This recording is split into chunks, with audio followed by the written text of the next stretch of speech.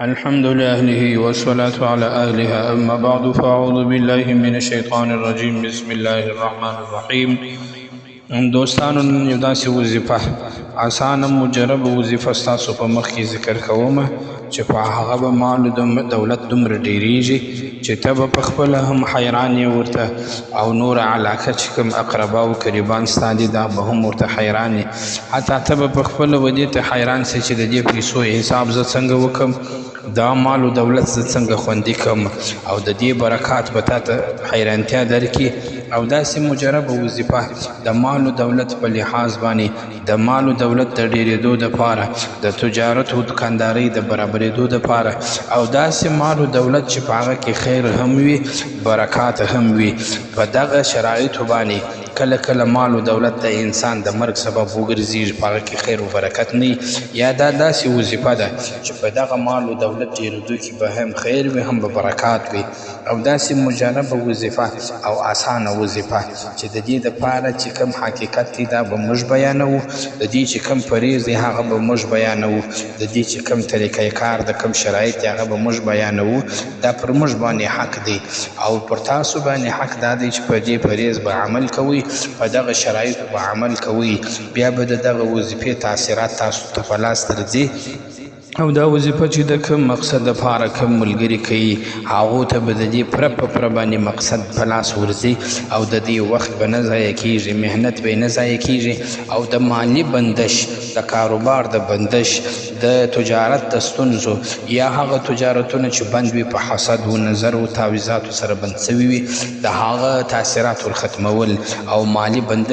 بندش ختمول او په مال کې رزق و برکت پیدا کول. چې دغه د دې دپاره خو ډېر خلکو ډېر وظایف کړي دي، خو دا وظیفه یو خپل طریقه کار یو خپل فریض غواړي چې دغه فریض او دای طریقه کار باندې سړی عمل وکړي انشاءالله العزیز 100% یعنی 1000% په یقین سره به دغه مالي بندش د ختمیږي، د به کاروبار پر مخ ځي، دکانداري به برکت کوي، په مال او اولاد کې به برکت راځي، حتی د نسل به دغه مال او دولت بیا نه کې خلاص او د دې حساب په کتاب کې به نه ورسیږي، دومره برکات به د په کور کې راځي. نو پیلنۍ موږ راځو اول د واره موږ راځو د دغه وظایفو چې کوم شرایط یې هغه موږ ذکر کوو. اول د واره چې کومه وظیفه سړی کوي په یقین سره به کوي، حتی که د یو سړي یقین 100% دی د ده ته به 100% د تاثیرات په لاس ورځي د وظیفې څخه در 100% په زیات دی. که د یو سړي یقین 0% وي ده ته به 0% د تاثیرات د وظیفې په لاس ورځي چې دی به دا یقین کوي چې په دغه کلام د الله جل شانه کې برکات دي چې زه دا وایم د دې په وجه زما په مال او اولاد کې برکت راځي، دا یقین به دی پخوي. او دویمه مسله دا ده چې د مور و پلاره سه دویم شرط د برکت و د پیسو د ډېرېدو دا دی چې د مور و پلاره سه یو ژوندی یا دواړه ژوندي د هغو بغیر اختیاره بغیر حساب و کتاب و مینه محبت کول او په پیسو کې هغه ته خپله حصه ورسول او دومره خدمت یې کول چې د هغه په اندازه کې نه راځي. دا د انسان د پیسو د ډېرېدو د برکت و د خیر لپاره لازمي شرط دی. که چیرې دا خبره څوک وړه بولي یا یې بې فکره غورځوي یا دې خبرې ته توجه نه کوي، دا سړی به د پیسو د مال د برکت د مال د برکت و د خیر د پیسو د ډېرېدو د مال و دولت د خلاصېدو خاوند هم نسی په ژوند کې. دا معمولی خبره نه ده، نه وړه خبره ده، د قرآن او د حدیث مطابق خبره ده چې د مور د پلار سره بغیر اختیاره مینه او محبت کول. مور و پلار که ستا سره ښه کوي که بد کوي دې ته به نه ګورې، بغیر اختیاره به هغه ته پیسې مینه او محبت ورسره کوي چې څومره ستا اخلاص د مور پلار سره ډېرېږي نو به ستا مال کې برکت خیر او ډېروالی راځي. دریم لازمي شرط دا دی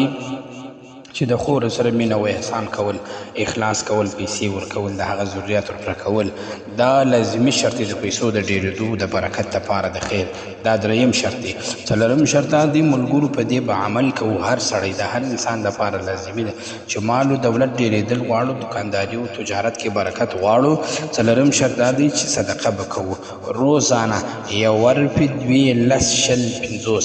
ستا په وس مطابق روزانه به صدقه خامخا کوو لکه فرض لمونځ کوو. نو دا صدقه چې موږ وکړو دا څلور هغه شرایط دي چې د هرې وظیفې دپاره لازمي دي، خاص کر د مال و دولت د ډېرېدو دپاره. د په دې به موږ پر موږ دا وینا حق دی چې درته بیان یې کړو، پر تاسو باندې عمل حق دی چې تاسو به عمل به کوئ. دا هغه شرایط شو چې موږ تاسو باندې لازمي وو د مال او دولت د ډېرېدو دپاره. وظیفه یو اسانه مختصره مجربه وظیفه درته ذکر کومه چې 3-4 برکات یې زه فورا درته ذکر کوم په اسانه طریقه سره.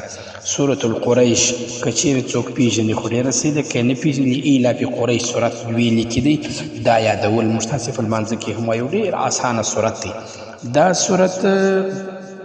3 واره پر هغه خوراک باندې ویل چې هغه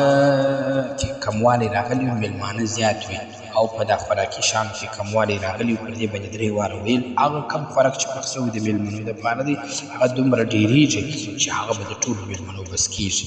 دویم برکت یې دا دی د سورة القریش چې په کم خوراکي شیانو کې زهر وي یا جادو نظر و حسد ګډ سوی وي، په هغه باندې سورة القریش 3 واره ویل. دا کم تاثیرات یې د خوراک دا به ګټې ختمېږي، تا به هېڅ تاثیر نه کوي، بیا ته خوړی سې.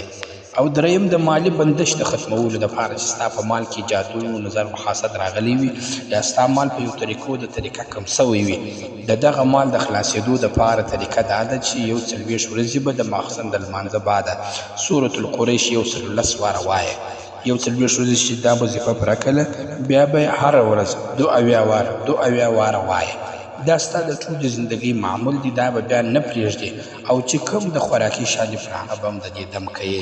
دا ستا د مال د ډېرېدو، د تجارت د ډېرېدو، د کاروبار د ډېرېدو دپاره یو لازمي خبره ده چې لإیلاف قریش صورت به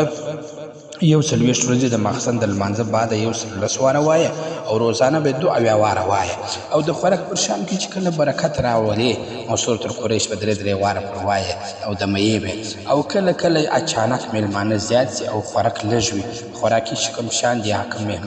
مهماني چې جوړه سوي هغه لږ وي، میلمانې اچانک زیات سي، نو 3 واره سورة القریش پر هغه باندې دمول د دې ټولو میلمنو دپاره به کېږي. د علماو یو جومات راغلی و، نو هغه ډېر سول، هغه د خوراک سامان چې کوم دیګ پخ سوی و هغه کم سو، بیا د سورة القریش وظیفه مخکې راله ذکر سو، پر هغه باندې وسوه، هغه ټوله د دیګ سامان چې کوم پخ سوی و د ټولو علماو د جومات لپاره برابر سو. نو دغه وظایفو چې کوم حقیقت او کوم شرایط موږ ذکر کړل، په دغه طریقه وظیفه کول او په هغه طریقه هغه شرایط پر ځان باندې وړل. موږ به انشاءالله العزیز د هرې وظیفې سره خپل فریض، خپل حقیقت بیانوو چې موږ تاسې وخت ضایع نه سي او زموږ تاسې محنت پر ځای باندې ولګېږي. او د وظیفې چې کوم تاثیرات دي یا په وظیفه چې موږ کوم مقصد ته ځان رسوو هغه ته موږ تاسې ورسېږو. نو زموږ په چینل باندې چې د مال او دولت یا د رزق د زیاتوالي او د خیر د برکت کوم وظایف چلیږي یا کوم وظایف اپلوډ کېږي هغه تاسو وطن په وطن باندې ګورئ. که زموږ چینل نه سبسکرایب کړئ، د ملګرو سره شیر کړئ، په دعا کې مې یاد ساتئ. السلام علیکم ورحمة الله.